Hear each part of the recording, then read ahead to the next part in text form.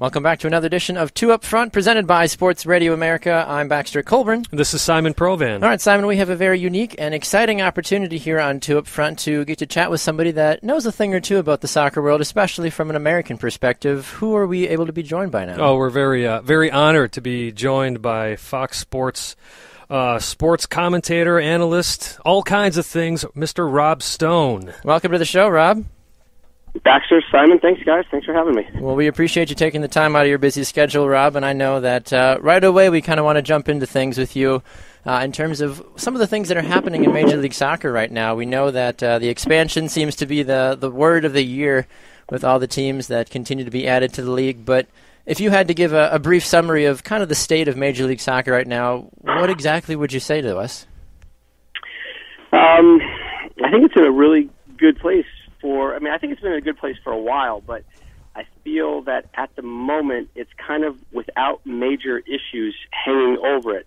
My good friend Alexi Wallace and I, we carpool into work together, and we both have this deep passion for MLS and want to see it succeed, even though we are very aware of the warts that exist with it. And we were talking the other day how, in past off seasons, there's always been one or two nagging issues out there, whether it was labor or a stadium issue or what's happening, with players and things like that. And this year, this off season, we're kind of struggling to find something that's really problematic. You could say, hey, we need to resolve this Miami expansion issue. That's kind of a luxury problem, if you ask me.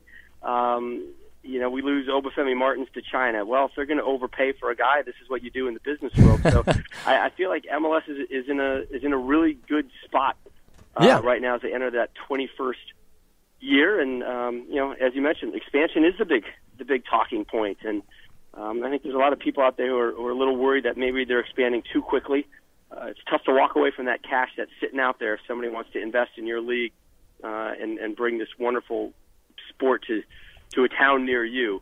But outside of that, I think MLS is maybe as solid as it's really ever been in its brief history. Yeah, I'd agree with that. And, I know a lot of people are concerned, thinking back to the original NASL days of that league overexpanding way too quickly.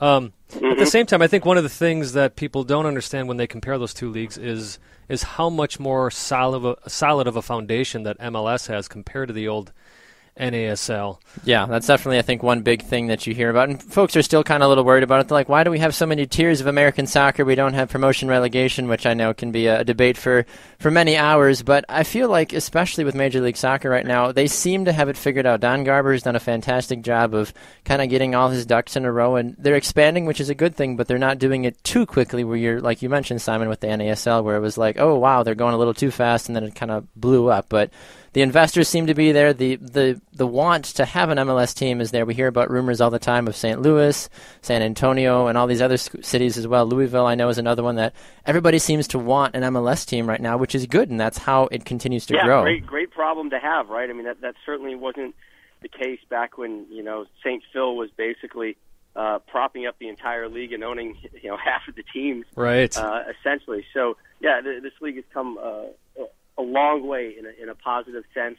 And, you guys are absolutely correct. The fact that people want to be involved and wealthy people and movers and shakers in this world, not just domestically but internationally, that they realize what a great opportunity this league presents them. I take that as a massive positive. Yeah, I'd agree with you on that one. Yeah, Rob, it's interesting, too, going back what you were saying about how this offseason, there doesn't seem to be much to really hammer on about. And in fact, one of the things that I noticed this offseason as compared to last offseason is the league. I'm a Portland Timbers guy myself, and looking just at the Timbers, the amount of transfers that they've made out of the league and actually, making money off of these players versus last year, all the American players coming back and teams having to pay transfer fees for that. I'm curious, speaking of that, if you have any insight onto any transfers that you think may happen down the road. No, I really don't right now. I think the next real important wave will be in the summer, when the leagues in Europe and whatnot start wrapping up and guys say, it's time for a new adventure, a new endeavor, and the MLS teams kind of get a better sense of where they are. But, you do forget that, the Galaxy have made a lot of moves this offseason. It's kind of unfair, honestly.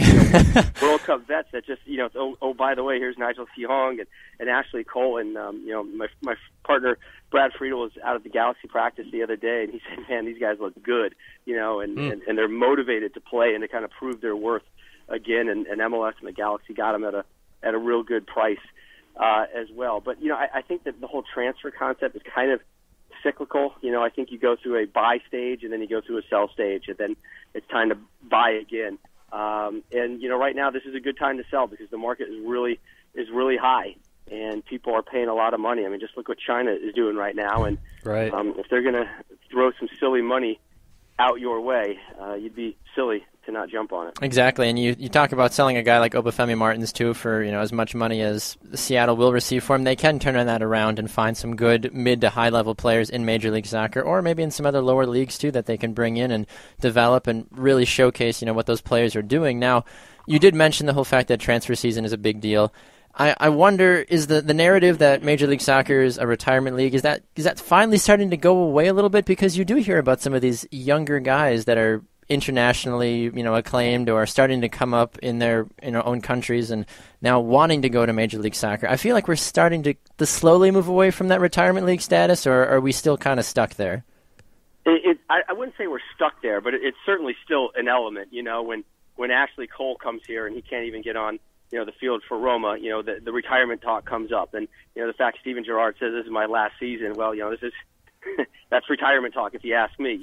But you're right. That's why I thought the Giovinco signing from Italy last year for Toronto was so massive, because you have a player in his 20s who can still play at the high level and is playing for a national team that is, a legit national team, not just some country that you maybe stumble on late at night watching some game. I mean, we're talking Italy here, right?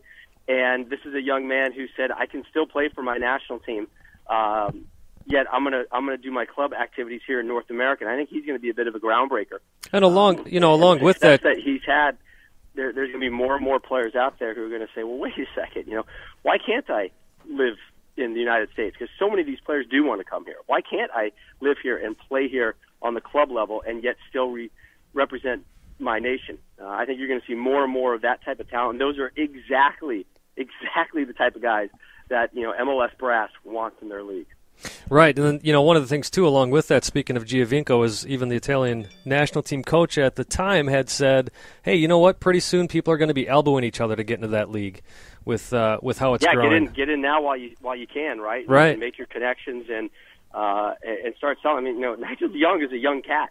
There's a lot of up and coming talent still in MLS. I think the Jordan Morris story is fantastic, and it's only grown the last couple of days with Martins being transferred out, and a big forward roadblock right in front of him, and the playing time department has been moved out of town. So I think that creates a bigger and better opportunity for Jordan Morris to see more playing time in his first season as a professional, and being paired up with Clint Dempsey. I just love that, the old guard and the new guard coming together.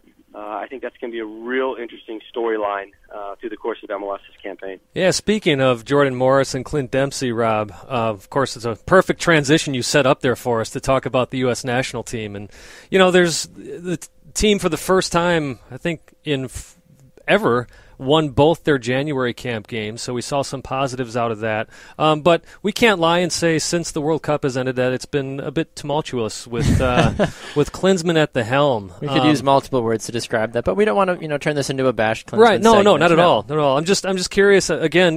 With your connections that you have, if there's any insight you have there, or how you see the U.S. national team progressing these next couple of years with the young guys that were in the January camp. Well, there's a ton of young talent out there. I feel like last year was kind of a lost year, to be honest. And I know U.S. Soccer will spin it and say this was a down year. It's after the World Cup cycle. It's kind of clean out the forest a little bit. Some of rebuilding these old year, yeah. trees, we need to knock them down so the young growth can come up and rise. And I get that and I buy that. But I'll still, to my grave, say Landon Donovan should have been on that World Cup team. Yep. I still feel at this moment Clint Dempsey has tremendous value to the U.S. men's national team if he wants it and plays at the level that we're accustomed to. But for the first time in a while, through this January camp, I have felt this momentum, this offensive momentum, which is even more intriguing to me, where you're saying, wow, we got some guys who are actually fast. I feel like it's been a long time since we've had fast American players on the field, guys who can just flat out beat you. And you know what? I'll sacrifice some skill for speed. I feel like maybe that blue-collar ethic is coming back a little bit more. I think we got away from it for a while, and I think we're becoming a little bit more, I hesitate to say it, but a little more American, with just we're going to work hard, and we're going to outwork you, and we're going to be fast, and we may not be pretty, we may not be sexy, but, man, we're going to be a pain in the tail play against, and I feel like we're getting back to that. I feel like the optimism is there, but, look, last year was a failure. Gold Cup, we bombed out. That was awful. Complete train wreck of a tournament for the U.S. Copa America is another big opportunity for us to kind of prove where we are on the international stage, but that's not going to be easy. Well, I personally, and I would like to see some of our young kids that we don't get to see too often have an opportunity to get on the field with an Argentina or Brazil or Uruguay or something like that. Yeah, and it's one of the things is I feel like I will say that it's been constant experimentation. Yeah.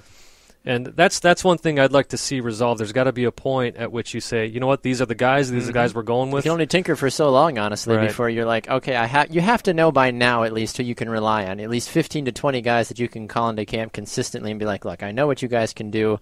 I don't need to try to continue to shuffle you guys in and out like a revolving door at a hotel. Yeah, well, I think to a point Jurgen does feel that. I think he does have a big group of talents that he's very comfortable with, but if given the option to have somebody you're comfortable with that's older or somebody that you are growing comfortable with who's younger, you're going to take that second one.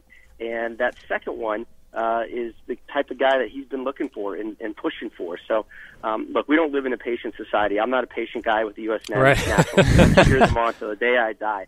But I get frustrated as well as a lot of other fans do, and I get just as elated and excited about them as you guys do. And I like the fact that there's some optimism. I like the fact that Jurgen, I think maybe has mellowed his tone a little bit to the media, to the players, to everybody, where he's even become a little more, again, such an odd term, but a little more Americanized. I hear it in the words he uses and the way he presents things. We're not in Germany. This is America, and he's getting a little bit of a greater understanding of what the American player is. Which is good to hear, and another point is, I think there's a lot of people out there who are kind of tired of this German-American experiment. And, there was a time where it's great to find anybody who is an American citizen, no matter where they are and, what degree their level of loyalty to this country is. But I think people are kind of tiring of it. But I'm loving the fact that guys like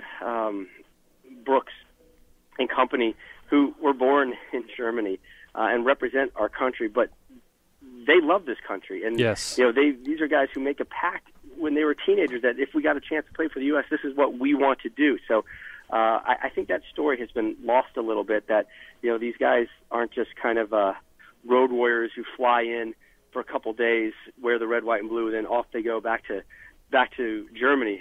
These are more and more, you're seeing more and more of these German-American talents who want to stay in America. They want to come early. They want to leave late. They want to, live their life here. They want a vacation here. So I see that as another good thing for the national team. Well, and speaking of Germany, we've got a young American over there playing for Borussia Dortmund now, Christian Puselik. Yep. Out of Pennsylvania. Right. Nice little guy. So it's talk about somebody who really gives you hope as well. And speaking of Borussia and all that, you guys do a great job over there at Fox with covering Champions League. It's really wonderful work. So we're down to the final 16. I'm sure you saw the Ronaldo sick goal that he had the other day. I mean, it took a deflection, but it was a good goal, honestly, a great cutback. We'd it'd be wrong of us to have you on the show and not ask you about basically who you think may take the crown this year. Well, I think the conversation always starts with the two big Spanish clubs. You could even say the three with Atletico Madrid, with what they've done, domestically and internationally in the Champions League the last couple of years. Yeah, I think PSG is a bit of a sleeper. I think, the odds makers have them as the number 4 or 5 team. I think they do have the makeup that can make some noise. at that level. Outside of that, I'm not sure there's anybody else I'm willing to put any of my money on. I think it's always a safe bet to go with Barcelona to repeat. The three of them, those three amigos up top, are just it's an absolute pleasure to watch, and I hope people realize what a fortunate day and age we live in to have all of these absolute world-class talents, not just world-class talents of our time, but of generations on the all-time list. So that's what we're talking about with Zlatan and Neymar and Ronaldo and Messi and even Suarez now more and more. To see these guys in their prime, we are really fortunate. We are spoiled soccer fans right now. Yeah, I'm glad you make that point, Rob, because, I grew up in the 70s and 80s when we had Made in Germany on once a week on PBS. You and me both. Yeah, so a random NASL game. Right. Maybe. So not only are we living in a great time where all this talent is alive, but us as Americans actually get to tune in almost every day of the week to watch these guys play. It's still, for me, I sit back and I think about how much the game itself has grown, and I'm blown away. I'm living in a time that I always dreamed about. Exactly, and even talking about that, too, from a perspective, one of the side jobs that I do is I'm an overnight producer at a radio station, and we always have the TV on, and last night during the Sports Center Top 10, there were 2 or 3 different soccer highlights that kept getting shown. I mean, I know there were Champions League and Ronaldo and Messi, but you actually see entities like ESPN and Fox as well taking time to take segments out of their NFL, NBA busy schedule, saying, hey, by the way, this is what's happening in the world of soccer.